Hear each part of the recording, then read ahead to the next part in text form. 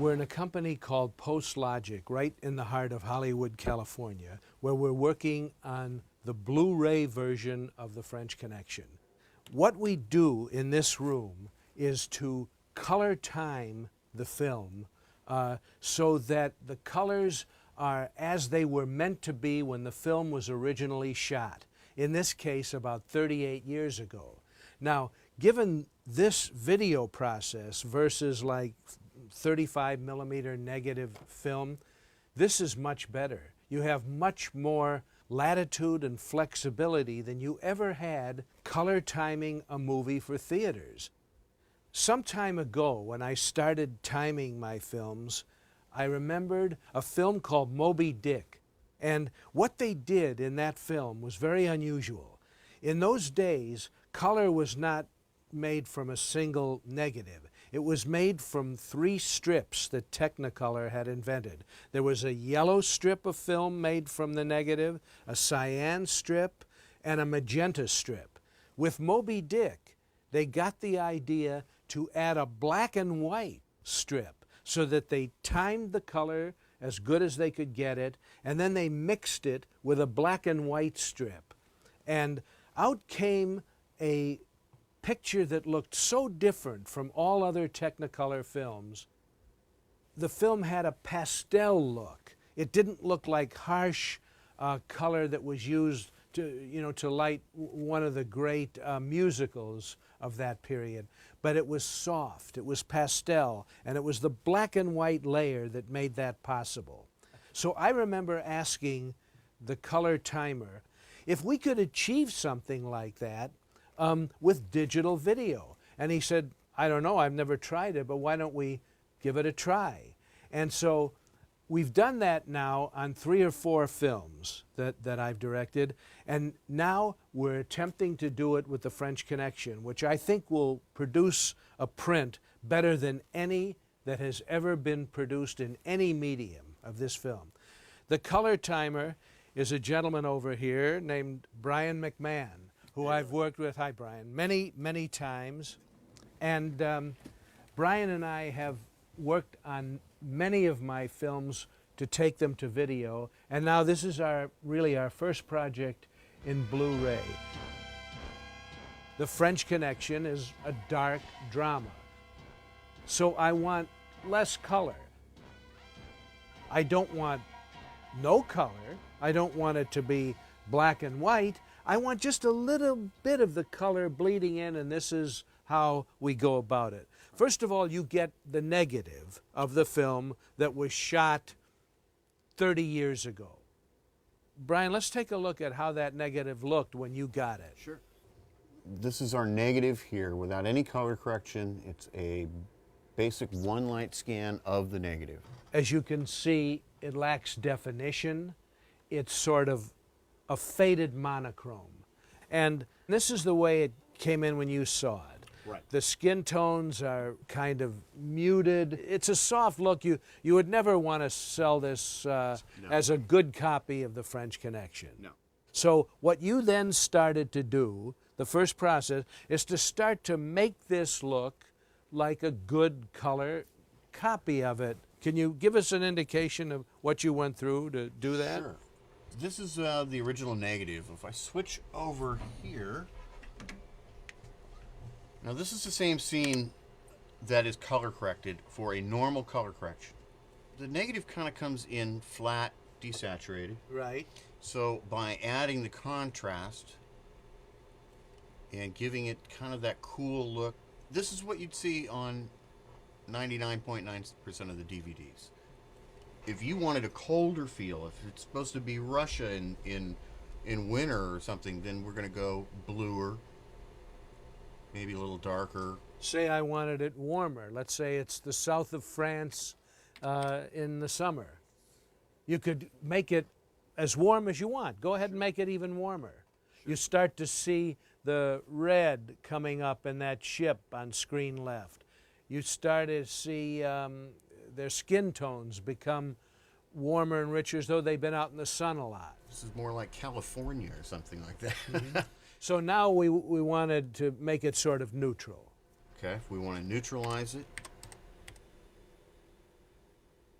but cold. Yeah. But cool. Still has a cool feel. But yeah, that's a little more of a neutral look. Keep in mind that I wanted to take this normal neutral look and make it colder and have a more of a pastel feeling, have less color than what you're seeing now. So Brian, let's show them what we had to go through to get to that. You've made the color, as you would say, normal. I'm going to take that and I'm going to go to a black and white. I'm going to suck all the color out of it. So that's our black and white version. It still has the correct density of what we want, the brightness, the darkness of the scene, but I'm just sucking all the color, the chroma out of it. And this black and white version becomes the base upon which we're building the final color copy. It was not enough, we found, to simply bleed normal color into black and white. Right. And Caleb Deschanel came up with the idea that if we're going to use the black and white as a base, maybe we ought to have an oversaturated version of the color, oversaturated, which we're about to show you, and just bleed that in to a very brief, very small extent. Show us what that looks like. So if I take the same version, I'm going to oversaturate that. Everything's going to be just electronic, too much color. And what we found is if we oversaturated and then we defocus the color, so there's no hard edges to the color. So when we blend that in, it gives a more pastel-y look to it because there's no hard edges in the color. You get the hard edges from the black and white, so you get the sharpness. But the color just kind of mutes a little bit more. It's not only oversaturated, the color is out of focus. Now, let's go to the black and white version and bleed this into it to the extent that we wanted to achieve the pastel look. Right. Well, here's our black and white version. So now I'm going to start to bleed in some of that color. And we ended up approximately in here, which is, we're using about 28% of the color versus 72% of the black and white. Right. Now, let's cut between this, which is close to our final version, and what you would call the normal color time. Just cut back and forth between them. So that's normal. Right. And then that is our soft, our more of a pastel. So it's very subtle. It's very subtle. It's not something that leaps out at you or that looks like a big change in color. No. Why don't we move this and then cut back and forth between the so-called normal color timing and the 4-strip color timing that the audience is seeing. So this is our end product. This is our end product. Now cut back to what would have been normal. And let's watch it for a while. Okay. And just cut to the process. There's our process. It's very subtle. 30%. Now cut into what was normal color. You see the flowers take on more color. You can almost see Audrey Hepburn dancing down the lane there. And in a film like French Connection, you don't want to really feel that. Right. And so now let's go to our color process. You see that their skin, now go back and forth. You see their skin tones are much hotter. Her hair is much redder in the so-called normal color. Right. Now go to the process. Here's the process. It is subdued. It is more pastel. Right. The main reason I think I was drawn to this process is because of the skin tones. The skin tones on an average color film are usually too warm. The makeup look, pancake makeup, tends to make the skin look darker, richer, warmer, rather than pale. In the French Connection, nobody wore makeup. And the other thing, it kind of smooths out the picture as far as film grain because the blue grain is the larger grain in the emulsion. So when you look at skies, they get grainy, and so this kind of smooths all that out because you're defocusing that color. Now, why don't we stop this for a second and go down to the chase scene and show them what we did with the chase scene. I think this is a good place to pick it up. Okay, so what we're looking at now is the original negative of the chase scene. Right. Let's roll a little of it. This is the original negative that we're looking at right now. Okay, now let's show them the black and white layer of this. Just cut to it. It's in sync now, I trust. Okay, black and white. let's run that.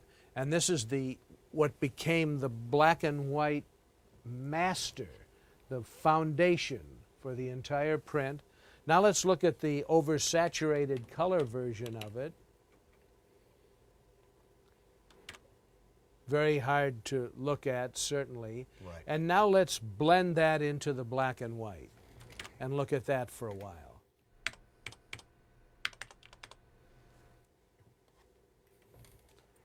And now this that you're looking at is the final version of the Blu-ray timing of the chase scene. As you can see, there is color, but the color is very subtle, and yet there's still contrast. Right.